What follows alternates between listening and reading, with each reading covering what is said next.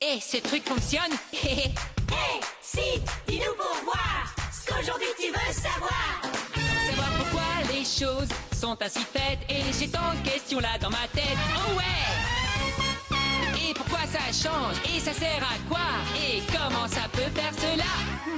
Que se passe-t-il au ciel? Pourquoi j'ai pas d'aile? La terre tourne, mais comment fait-elle? Apprendre un tas de choses, c'est magnifique. Je suis Sid, le petit scientifique. Mesdames et messieurs, applaudissements pour le seul et l'unique Sid! Ouais! Ouh. Hey, hey. Ouah. Merci beaucoup. Hey, salut! Oh, Nosor, tu as grossi, mon pote. Doucement sur les hamburgers, hein? Hey, ouah! Docteur Pingouin, tiens, content de te voir. Hey, je suis content de vous voir aussi. Ah, ça sent les crêpes dans la cuisine. Ça veut dire crêpes au petit déjeuner. Haha, boing, boing, boing, boing. Moi, les crêpes, j'adore ça. Point, ouais, ouais. Ah, il y a juste un minuscule problème. Quand maman fait des crêpes, elles sont toujours trop baveuses. Ce n'est pas une fourchette qu'il faut, mais plutôt une cuillère. Ce n'est pas normal. D'abord, ça s'appelle crêpes que je sache et pas soupe. Et les crêpes de mon père, oh purée. Elles sont irrécupérables. En fait, elles ont l'odeur des crêpes, elles ressemblent à des crêpes, mais elles sont brûlées et elles ont le goût de pierre en caoutchouc. D'accord, je n'ai jamais mangé de pierre en caoutchouc, mais quelque chose me dit que ça n'a pas bon goût. Vous savez qui sait faire les plus belles, les meilleures, les plus fabuleuses crêpes du monde entier? Ma grand-mère. Ces crêpes ne sont pas trop baveuses, elles ne sont pas trop dures, ce sont juste les meilleures. Eh, mais une minute. Pourquoi grand-mère est la seule qui sache faire une crêpe moelleuse et parfaite? Quelque chose m'échappe. Quel est le mystère des crêpes parfaites de grand-mère? Comment est-ce qu'on prépare la crêpe parfaite? Sid, petit déjeuner. Oh, petit déjeuner. Hé hé. Ah, petit déjeuner. Hey, Sid, prêt pour le petit déjeuner? Papa s'occupe des crêpes, vous savez ce que ça veut dire. Une de plus. Papa, merci d'avoir fait des crêpes, mais j'ai une question à te poser. Je t'écoute. Qu'est-ce que c'est? Au début, ta pâte à crêpes ressemble à un truc tout gluant, épais et lisse. Alors, comment ça se fait que les crêpes soient si noires et dures? Sid, mon grand, c'est une excellente question, ça. Elle a sa place dans la boîte à questions. Oh, la boîte à questions, c'est l'un de mes trucs préférés au monde. Quand je pense à une bonne question, maman l'écrit et la met dans la boîte.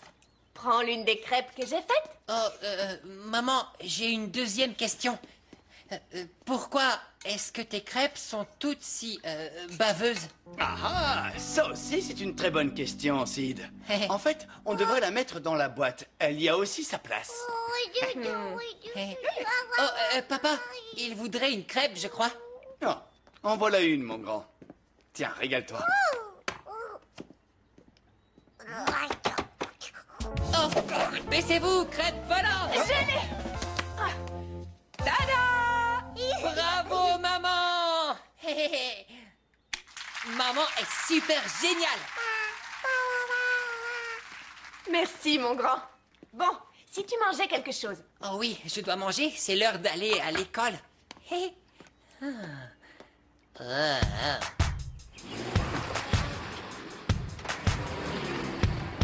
J'adore maman. Maman me cajole. Mais il est temps d'aller jusqu'à l'école. Yeah!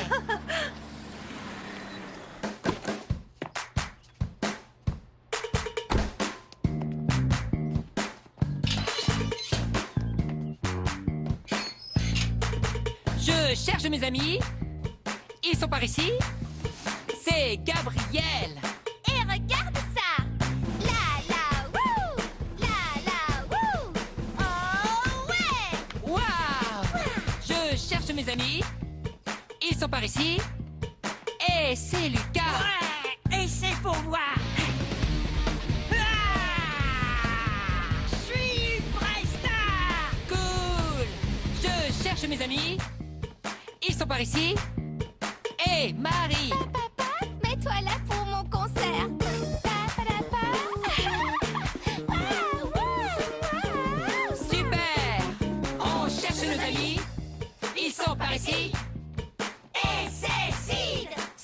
Oui, c'est un petit gars qui voulait tout savoir sur tout. Qui peut deviner? C'est toi!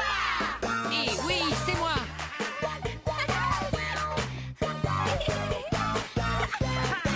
On cherche nos amis qu'on retrouve toujours ici dans la cour. Oui.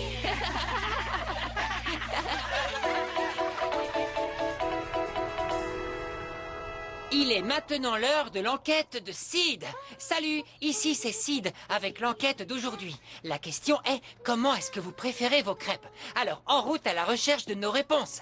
Bonjour, madame. Madame. Oh, je veux dire, salut.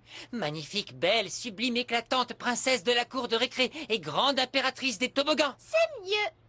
Bon, pose-moi ta question. Oh, tes crêpes, comment est-ce que tu les préfères? Je les aime en forme de nuages. J'ajoute des arcs-en-ciel de bacon et des fruits en décoration. Je perds l'appétit si ce n'est pas joli.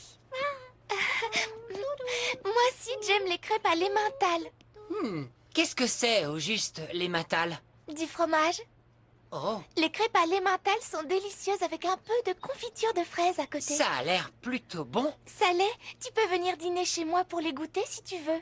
C'est vrai? Bien sûr, les amis sont faits pour ça, partager de bonnes crêpes. Ah, tu es une super copine, Marie. Merci, Sid. J'aime la confiture. Oh, et dans ce dernier flash d'information, on apprend que Lucas aime la confiture. Oui, beaucoup, et beaucoup, et beaucoup oui, de... d'accord. Confiture. Et il est l'heure de voir les résultats de mon enquête. Gabrielle aime les crêpes en forme de nuages. Marie, elle, aime les crêpes à l'emmental et à la confiture de fraises pour le dîner. Et Lucas, eh bien, Lucas adore... La confiture. Oui, Lucas aime la confiture avec un soupçon de crêpes pour assaisonner. L'enquête est finie. C'était Sid, envoyé spécial tout-terrain et expert en crêpes parfaites. Venez les enfants, c'est l'heure du coin tapis. Oh, c'est Suzy, notre maîtresse. Oui, c'est l'heure du coin tapis. C'est l'heure, tous assis. C'est l'heure. C'est parti. Tout le monde par ici. C'est l'heure. Maîtresse saisie. C'est l'heure. Allons-y. Venez voir les amis. Ce qu'on va apprendre aujourd'hui. Hop, hop, hop. Je suis un lapin bondissant. Je vais m'asseoir sur toi. Je vais m'asseoir sur toi. Je vais t'écrabouiller. Non, on s'assied, lapin bondissant. Alors, qui veut partager quelque chose avec la classe? Une histoire? Une chanson? Oh, moi, oui. On t'écoute. Alors voilà, en fait, j'ai des problèmes de crêpes à la maison. Oh non. Vas-y, raconte. Quel est ton problème de crêpes? Ben, je ne comprends pas comment ce machin tout pâteux se transforme soit en crêpes baveuses et gluantes, soit en crêpes brûlées et dures. Oh. Pourquoi les crêpes ne sont pas toujours parfaites et délicieuses comme celles que prépare grand-mère? Peut-être que ta cuisinière ne marche plus. Ma dinette était cassée et maman l'a réparée. Hein? Oui, Sid, mais as-tu essayé de parler à ta cuisinière? Peut-être qu'elle est fâchée avec les crêpes? Oui, vous êtes sur la bonne voie en parlant de la cuisinière. Quelqu'un peut-il me dire ce que fait une cuisinière? Oui, ça cuit les choses. Oui, on peut faire du pain perdu et plein de choses. Bah, en fait, ça chauffe. Vous avez tous raison. D'accord, mais qu'est-ce que les crêpes ont à voir avec la chaleur? Eh bien, c'est une bonne question. Et vous savez, je connais l'endroit parfait pour étudier les effets de la chaleur. Très bien, les petits Ouais. scientifiques, vous savez où nous allons? Oh, Alors, prenez vos cahiers et allons-y. Oui, d'accord. Bien.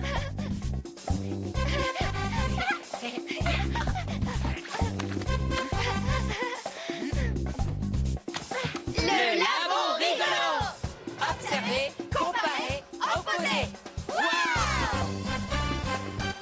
Aujourd'hui, dans le labo rigolo, nous allons voir comment les choses changent sous l'effet de la chaleur. Et nous allons le découvrir en faisant de la compote de pommes. Super! Pommes, compote de pommes. J'adore la compote de pommes. Pour faire de la compote de pommes, il faut écraser des quartiers de pommes dans un saladier avec d'autres ingrédients, de l'eau et de la cannelle. Ensuite, on mélangera tout ensemble. Je sens que cette leçon va me mettre en appétit. D'abord, on va essayer d'écraser les quartiers de pommes sans les faire cuire. Ensuite, on mettra les pommes à chauffer sur la cuisinière et on réessayera de les écraser.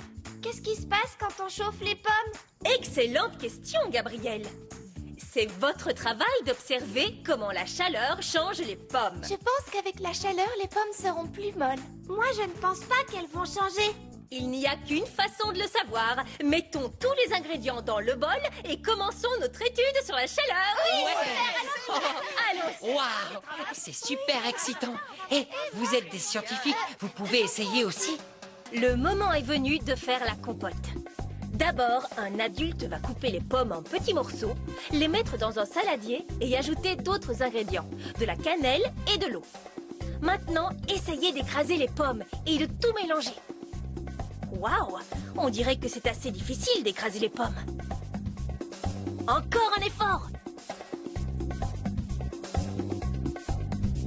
Maintenant, un adulte va verser les mêmes pommes crues dans une grande casserole, puis sur la cuisinière pour les faire chauffer.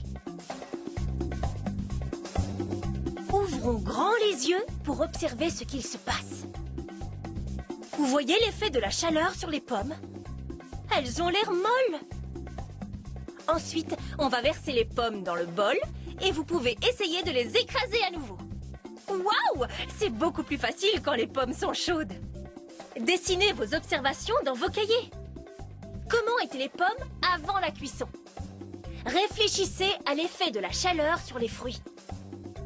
Maintenant que nous avons terminé notre étude, nous pouvons tous nous régaler avec une délicieuse compote de pommes. C'était difficile d'écraser les pommes avant qu'on les ait faites cuire. Et j'ai beaucoup de force.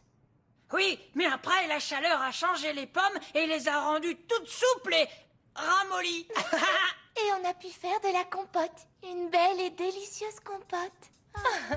Excellentes observations, mes petits scientifiques. La science, c'est miam miam. Oh, une seconde, je crois que je suis un peu perdu.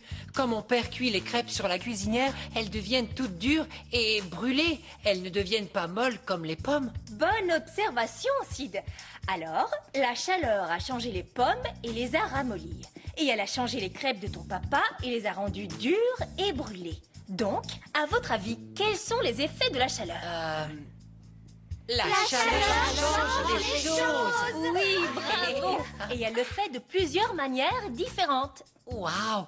Oh, Suzy, est-ce qu'on pourrait, s'il te plaît, transformer les pommes ramollies en pommes crues et faire de la compote encore une fois? Oh, je le ferais si je le pouvais, Sid. Mais une fois que les pommes sont cuites et ramollies, il est impossible de les retransformer en pommes crues. Cela s'appelle la transformation irréversible. Oh, d'accord. Oh, dis, est-ce qu'un jour on pourra refaire cette expérience? Absolument. Oui, super. Regardons vos cahiers pour voir quelles observations vous avez faites. Lucas, on peut voir ton cahier? Oui, d'accord. Alors, on a mis toutes ces choses dans le saladier. Et on a essayé de les écraser comme ça. Mâche, mâche, mâche, mâche. Et après, c'était difficile de les écrabouiller. Alors, du coup, on a fait cuire les pommes et elles ont ramolli. Super. Après, on a pu les écraser. Mâche, mâche, mâche, mâche. Et on a fait la compote. Bien, bonnes observations, Lucas. Merci, Suzy. Sid, on peut voir ton cahier? Oui, bien sûr. J'ai écrit toutes les étapes pour pouvoir faire de la compote de pommes à la maison avec papa et maman. Oh. Bon, d'abord, on a pris tous ces trucs. Je veux dire, les ingrédients, les pommes, l'eau et la poudre marron qui m'a fait éternuer. C'est de la quelque chose comme ça. Et on a tout mis dans le bol. Oui, et là, Suzy, c'est toi, bien sûr. Tu as fait cuire les pommes avec les ingrédients et les pommes sont devenues de la bouillie. Et ensuite, on a mélangé le tout et à la fin, on avait de la compote. Du coup, à la maison, je vais faire de la compote avec mes parents. Moi aussi. Oui, et après, je viendrai chez vous et je mangerai tous les restes de compote de pommes. Je suis fière de vous, mes petits scientifiques. Allez-y, c'est l'heure de la récréation. Hé, Sid, je viens d'inventer un jeu, tu veux jouer? Oh, bien sûr que oui. Marie invente les meilleurs jeux. Alors, regarde par terre, tu vois, on est dans l'ombre, il fait bien frais, mais là-bas, là où on voit le soleil qui brille, on va dire que le soleil a chauffé le sol à tel point qu'il est très très brûlant. D'accord, c'est bon, je suis prêt, on commence. D'accord. 1, 2, 2, 3. C'est chaud, c'est chaud. Vite, à l'ombre, vite. C'est mieux. Retour au soleil, allez. Vite, à l'ombre, dépêche. Beaucoup mieux. Regarde, Hein? je vais aller plus Quoi? loin. Attention, je saute. Allez, j'y vais. Oh, oh, c'est chaud, c'est chaud. Oh, Sid, à l'aide. J'arrive, Marie, tiens le coup, je vais te sauver. J'arrive.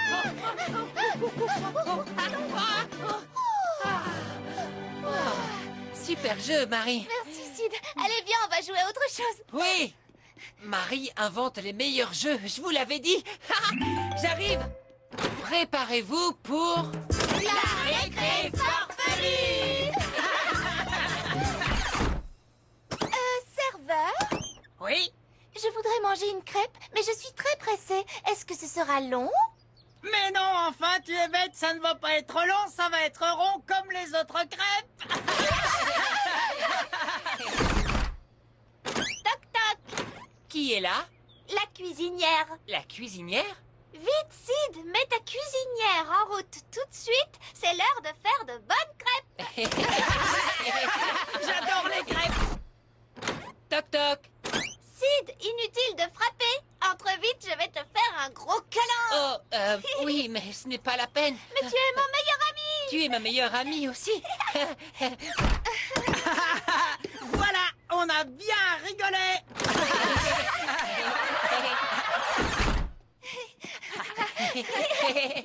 C'est bon, prêt? Oui, allons-y. Et maintenant... C'est l'heure De la chanson. de Suzy. À toi, Suzy. Ouais. Eh bien, merci beaucoup. Vous savez, notre leçon sur la chaleur me fait penser à une chanson très entraînante.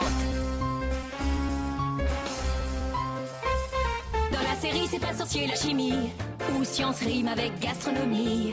Moi au menu je vous propose la crêpe au beurre, notre invité pour 4 heures. La crêpe au beurre au goût vraiment unique nous vient d'une chaude réaction chimique. Si la pâte à crêpe est bien liquide, après cuisson la crêpe est bien solide. Pourquoi? Dans la série C'est pas sorcier la chimie, toute chaleur produit de l'énergie. La flamme transmet la chaleur à la poêle et ça cuit votre crêpe pile poil. Quand t'apprends un truc, eh bien ça reste acquis. Quand tu cuis ta crêpe, eh bien voilà c'est cuit.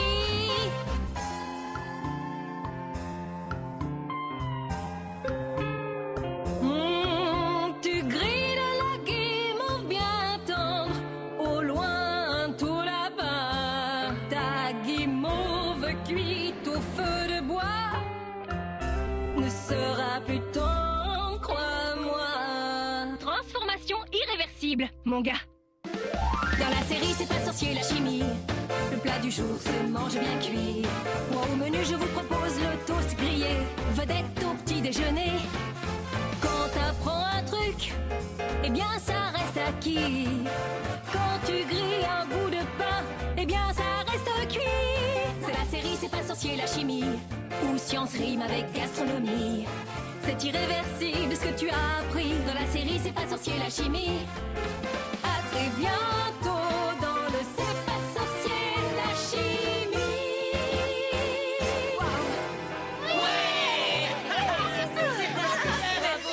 J'ai adoré. C'était génial. Merci beaucoup. De rien, mais j'ai encore une question. La chaleur change les choses. Oui. Alors, ça veut dire que les crêpes de maman sont toutes baveuses et liquides parce qu'elle ne les laisse pas cuire sur le feu assez longtemps? Tout à fait. Ha ha! Et les crêpes de papa sont brûlées parce que... Il les laisse sur le feu trop longtemps. Vous avez trouvé la solution. Ouais. Beau travail, mes petits scientifiques. Merci, Suzy. Très bien, les scientifiques. C'est l'heure de rentrer. Suivez-moi par ici. Super! Allez, à la maison. Alors, où est mon petit Sid? Oh, juste ici, grand-mère.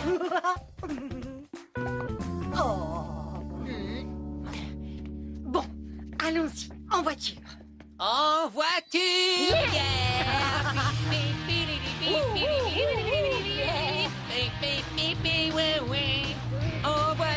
avec grand-mère. Bon, alors, bonhomme, raconte-moi, c'était comment l'école? Grand-mère, c'était super extra génial. J'ai appris pourquoi tes crêpes sont bien meilleures que celles de maman et papa. Ça a un rapport avec la chaleur. C'est tout à fait ça. Écoute, je vais te donner la meilleure méthode pour faire des crêpes. Quand je fais des crêpes, je me sers d'une bonne vieille grosse poêle en fonte. Elle n'est pas jolie, mais elle est robuste et efficace, comme moi.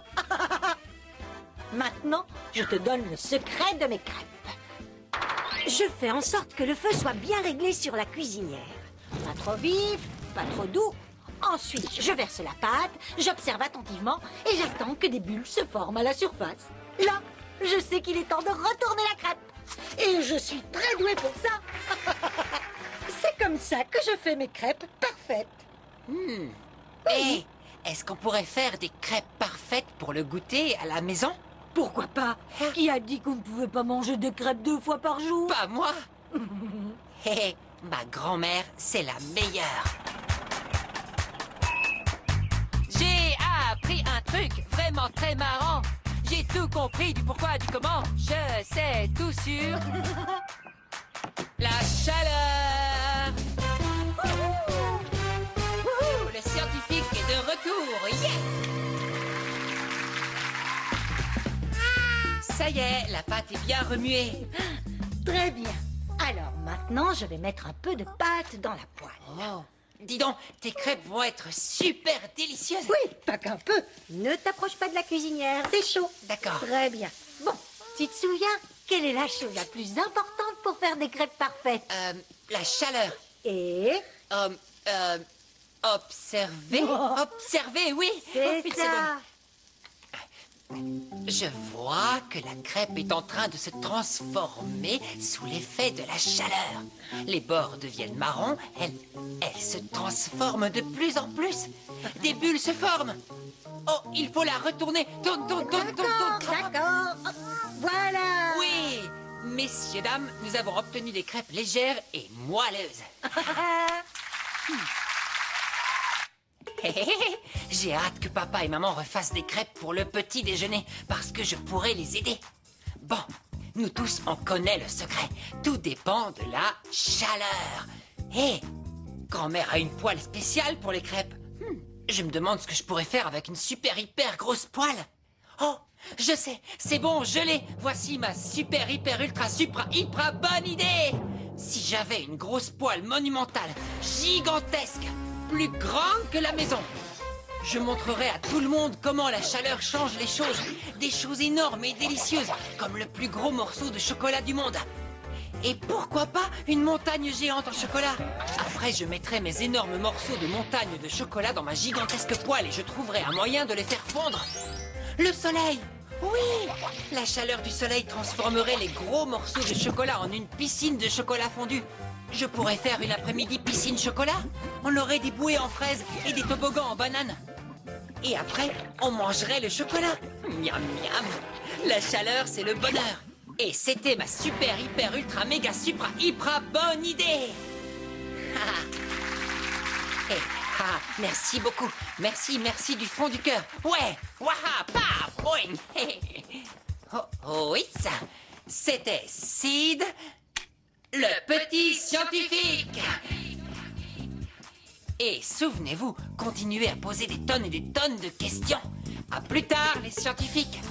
Wouhou!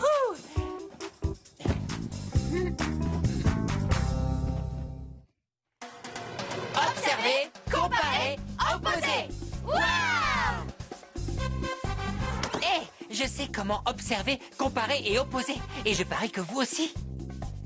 Observer, c'est regarder quelque chose de très près, l'écouter et parfois même le sentir et le toucher.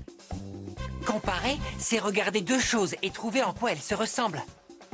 Opposer, c'est observer deux choses et trouver en quoi elles sont différentes. Et les scientifiques, de nouvelles expériences étonnantes vous attendent. Mes amis et moi, on va se servir de nouveaux outils scientifiques, observer comment les choses changent, découvrir nos 5 sens et apprendre comment rester en bonne santé. Alors rejoignez-moi vite, je suis Sid, le petit scientifique.